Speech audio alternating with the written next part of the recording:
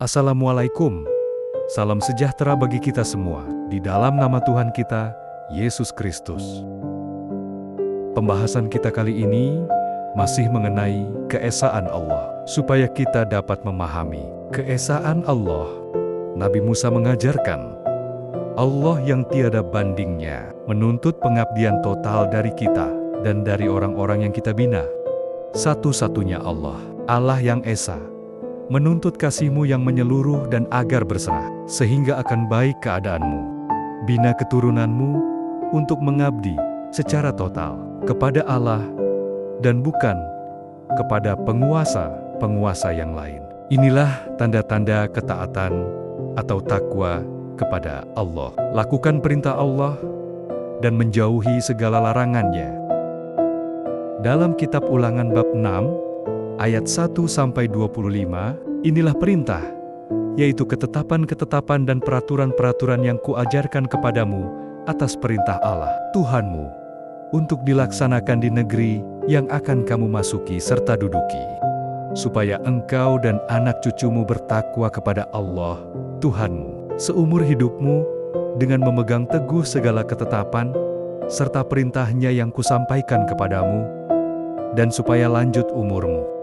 Jadi, dengarlah baik-baik, hai Israel. Lakukanlah semua itu dengan setia, supaya baik keadaanmu, dan supaya jumlahmu menjadi sangat banyak di negeri yang berlimpah susu dan madu, seperti yang telah dijanjikan Allah, Tuhan nenek moyangmu, kepadamu. Dengarlah, hai Israel, Allah adalah Tuhan kita. Allah itu Esa. Kasihilah Allah, Tuhanmu, dengan segenap hatimu, dengan segenap jiwamu, dan dengan segenap kekuatanmu. Simpanlah dalam hatimu perkataan-perkataan yang kusampaikan kepadamu pada hari ini. Ajarkanlah semua itu dengan seksama kepada anak-anakmu, dan bicarakanlah itu ketika engkau duduk di rumahmu, ketika engkau dalam perjalanan, ketika engkau berbaring, dan ketika engkau bangun. Ikatkanlah itu sebagai tanda peringatan pada tangan dan dahimu. Kemudian tuliskanlah pada tiang-tiang pintu rumahmu dan pada pintu-pintu gerbangmu.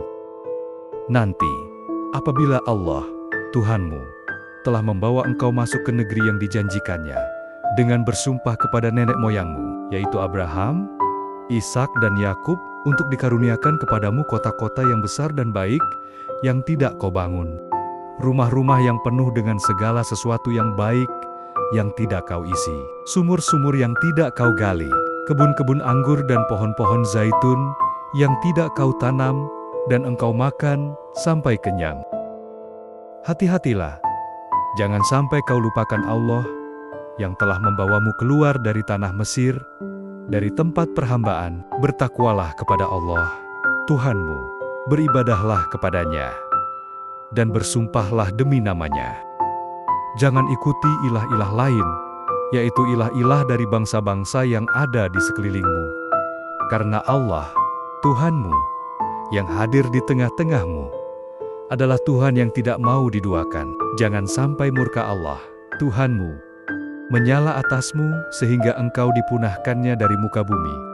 Jangan cobai Allah, Tuhanmu, seperti kamu mencobai Dia di masa. Kamu harus benar-benar memegang teguh perintah-perintah Allah, Tuhanmu, serta peringatan-peringatan dan ketetapan-ketetapan yang disampaikannya kepadamu. Lakukanlah apa yang benar dan baik dalam pandangan Allah, supaya keadaanmu baik, dan engkau dapat memasuki serta menduduki negeri yang baik, yang telah dijanjikan Allah dengan bersumpah kepada nenek moyangmu, dengan menghalau semua musuhmu dari hadapanmu. Seperti yang difirmankan Allah, apabila di kemudian hari, anakmu bertanya kepadamu demikian, apa arti peringatan-peringatan, ketetapan-ketetapan, dan peraturan-peraturan yang diperintahkan Allah, Tuhan kita kepadamu? Maka katakanlah kepada anakmu, dahulu kita adalah hamba Firaun di Mesir, tetapi Allah membawa kita keluar dari Mesir dengan tangan yang kuat.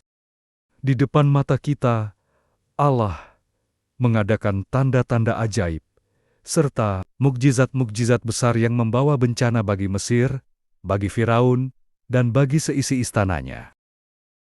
Lalu Ia mengeluarkan kita dari sana, membawa kita masuk ke sini dan mengaruniakan kepada kita negeri ini, seperti yang telah dijanjikannya dengan bersumpah kepada nenek moyang kita.